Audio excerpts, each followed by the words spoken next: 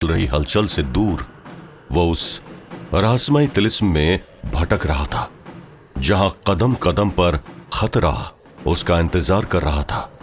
लेकिन शायद तिलिस्म बनाने वाले को यह नहीं पता था कि खतरे भी जिसके नाम से कांपते हैं वो बला है, और उस बला का नाम था ड्रैकुला। Where am I? ये जगह कैसी अजीब है। The air feels so heavy, so tense. What is this place? जहां भी देखो बस डेजर्ट नजर आ रहा है। आखिर इस जगह में अनीता को मैं कैसे ढूंढ पाऊंगा? ड्रैकुला इस अजनबी जगह में भटक रहा था। हर कदम के साथ उसे ऐसा लग रहा था जैसे एक साया उसका पीछा कर रहा हो, लेकिन दूर दूर तक कोई भी दिखाई नहीं दे रहा था। मैं जाऊं तो कहां जाऊं? कुछ समझ नहीं आ रहा है। कुछ भी नहीं। इस रेगिस्तान में अनीता कहां होगी? ना मुझे उसकी आवाज सुनाई पड़ रही है और ना ही मेरी सुपर सेंस और स्मेल उसकी ट्रायल पिक कर पा रही है। ड्रैकुला बुदबुदाता हुआ चुपचाप एक डायरेक्शन में बढ़ता जा रहा था कि तभी उसे एक आवाज सुनाई दी और वो रुक गया। ड्रैकुला की आंखों के ठीक सामने एक साया प्रकट हो चुका था। उसका रंग बिल्कुल काला था, लेकिन ड्रैकुला उसके आर पार देख सकता था। वो साया हवा में उड़ रहा था और उसके पूरे अस्तित्व में बस उसकी आंखें चमक रही थी, लाल सुर्ख आंखें, मानो उसकी आंखों के कतरों में अंगारे जल रहे हों। स्वागत है Vlad, welcome to the labyrinth of fate. Who are you? तुम कौन हो? And where am I? मैं हूं वार्डन ऑफ शैडोज, यानी परछाइयों का पहरेदार, और तुम हो इस लैबिरिंथ के पहले और आखिरी मेहमान। लैबिरिंथ? आखिरी मेहमान? तो तुम्हें लगता है कि मैं यहां से बाहर नहीं निकल पाऊंगा? I have seen centuries pass by, fought wars, defied gods. कोई मेज या लेब्रियंट मुझे रोक नहीं सकती। ये सिर्फ एक मेज नहीं है व्लाद, ये एक मिरर है, एक आईना जो तुम्हारी अंदर की सच्चाई दिखाएगा। जो झूठ तुमने अपने आप से छुपाए हैं वो यहाँ तुम्हारे सामने खड़े होंगे। Enough riddles. मुझे बस ये जानना है कि अनीता कहाँ है। अगर वो मुझे नहीं मिली तो मैं इस जगह को ही डिस्ट्रॉय कर दूंगा, from one end to another. Dracula की उस धमकी को उस साये ने पूरी तरह इग्नोर कर दिया और आगे बोलने लगा। तुम भटक चुके हो व्लाद, लेकिन ये जगह तुम्हें वो सही रास्ता दिखाएगी जिस पर चलकर तुम्हें समझ आएगा कि तुम कौन हो और तुम्हें क्या करना है। आने वाली हर परीक्षा तुमसे तुम्हारी गलतियों का हिसाब मांगने वाली है व्लाद, तैयार हो जाओ। मैं किसी का हिसाब नहीं देता। मैं ड्रैकुला हूं, इमॉर्टल इंटरनल। तो ये नाटक बंद करो। इमॉर्टल हो तुम, पर अविनाशी नहीं। तुमने अपनी अमरता के पीछे अपनी असली पहचान छुपा दी। तुम्हें लगता है वक्त तुम्हारा दुश्मन है, पर असल में तुम खुद अपने दुश्मन बन चुके हो। खुद का दुश्मन? तो और क्या बोलोगे? ये सब ड्रामा किस लिए? क्या ये एक और ट्रैप है मुझे भटकाने का, जैसे कि पहले मेरी एलिजाबेथ को सामने लाकर कोशिश की थी? ट्रैप नहीं, एक मौका। तुम्हारे अंदर जो अंधकार है उसे समझने का, पर यह समझना आसान नहीं होगा ड्रैकुला। हर कदम तुम्हें तुम्हारे गुजरे हुए फैसलों के सामने खड़ा करेगा। Fine, if this is some kind of trail तो मैं इसे पास करूंगा। No one can defeat me, because मैं यहां अनीता को लेने आया हूं और लिए बिना नहीं जाऊंगा। बहुत ईगो है तुम्हारे अंदर, लेकिन ये तुम्हारे ईगो की बात नहीं है काउंट ड्रैकुला।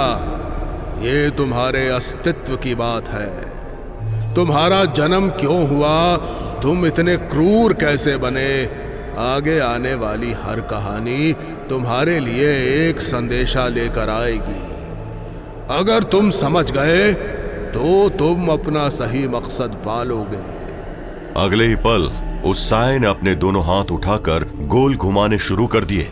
उसके हाथों की मूवमेंट के साथ ही ड्रैकुला के सामने एक पोर्टल खुलने लगा, जिसके कोने से कोहरा निकल रहा था। ये रहा तुम्हारा पहला दरवाजा, तुम्हें इसके पार जाना है। और अगर मैं जाने से मना कर दूं तो तुम यहीं रहोगे अपनी अंतिम सांस तक, जो कभी नहीं आएगी, क्योंकि अभी तुमने खुद कहा तुम एक इmmortal हो।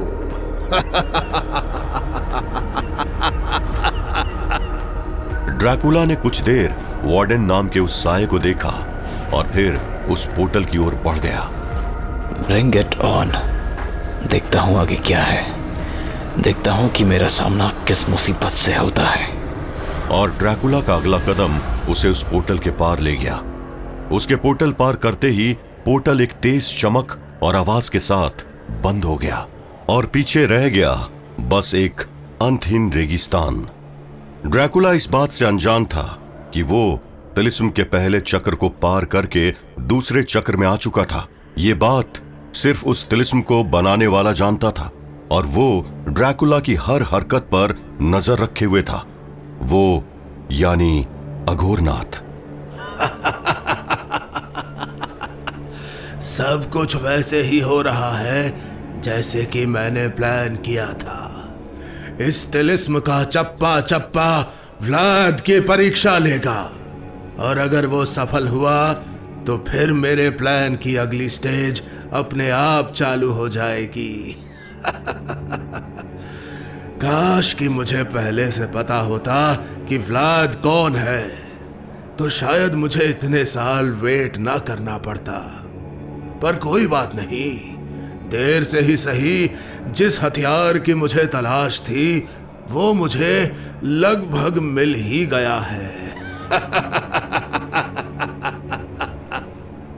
अघोरनाथ के मन में क्या चल रहा था, ये शायद अघोरनाथ के अलावा किसी को नहीं पता था। और ड्रैकुला के साथ क्या हो रहा था, ये निश्चित ही अघोरनाथ के अलावा किसी को नहीं पता था।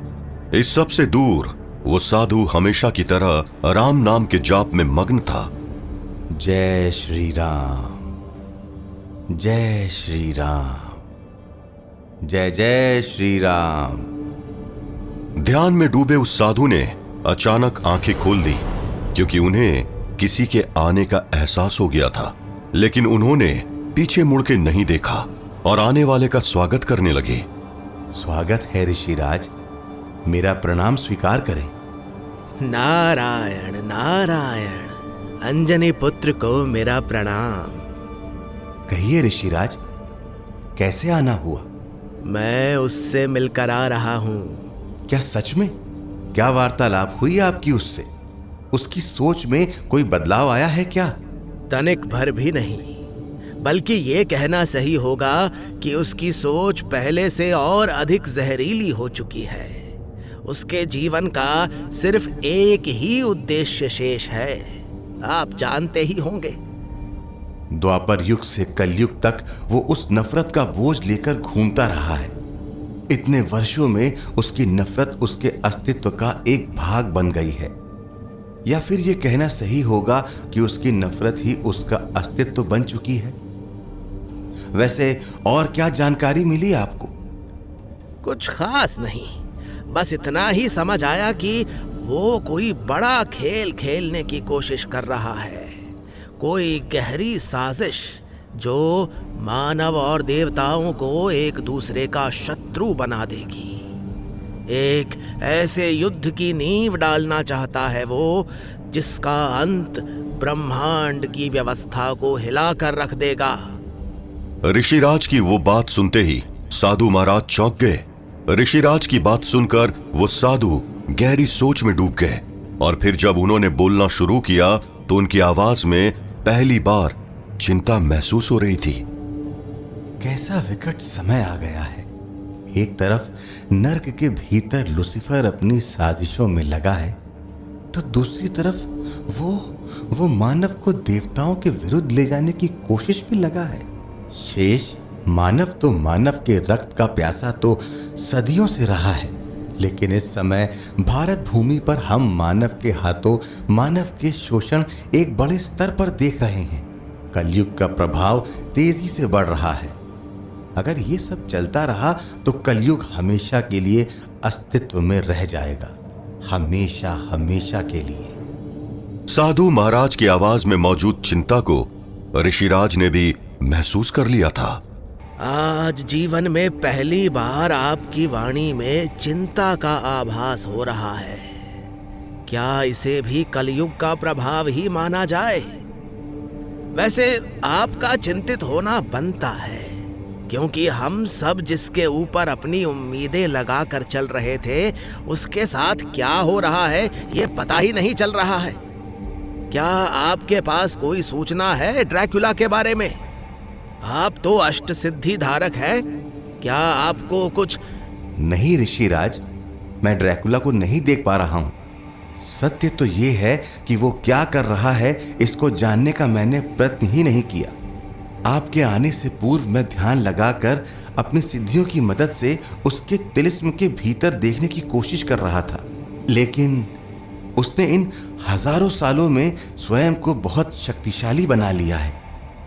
मुझे और प्रयास करना होगा ताकि मैं उसके तिलिस्म के सुरक्षा चक्र को भेद कर अंदर देख सकूं। साधु महाराज की बात सुनकर ऋषिराज ने उन्हें प्रणाम किया और बोल पड़े, अगर ऐसा है तो मुझे चलना चाहिए। आपके ध्यान में मैं बाधा नहीं बनना चाहूंगा, आज्ञा दें। नारायण नारायण। और ऐसा बोलते ही ऋषिराज वहां से गायब हो गए। उनके जाते ही साधु महाराज फिर से ध्यान मुद्रा में बैठ गए और जाप करने लगे। हर कोई ड्रैकुला पर नजर रखने की कोशिश में लगा था, और ड्रैकुला वो तो पहुंच चुका था एक ऐसे कालखंड में जो उसके जन्म से करीब 10 लाख साल पहले का समय था। एक ऐसे युग में जिसे कहते थे त्रेता युग।